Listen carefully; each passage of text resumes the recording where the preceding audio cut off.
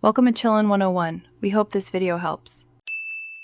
In this video, I will show how to replace a Nissan Altima grille.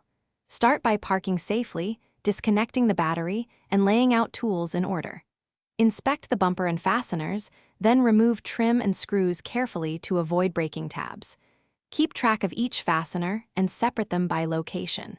Use gentle prying to release clips and have new grille ready for test fit before final torque. Begin by opening the hood and locating all visible fasteners holding the bumper and grille. Work methodically, removing screws first and then popping plastic clips with a trim tool to protect surrounding paint.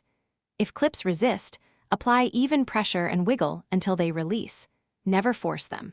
Set each fastener in a labeled container so reassembly is quick and correct, and test how the grille sits before reinstalling the bumper.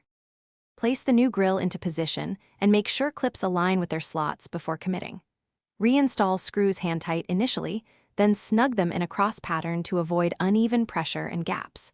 Reconnect any emblem or sensor wiring and lower the bumper for a final alignment check. Confirm hood gaps and panel lines are even, then torque fasteners to spec. Finish with a gentle wash to remove fingerprints and inspect fit visually. Thanks for watching. Consider subscribing if we helped you.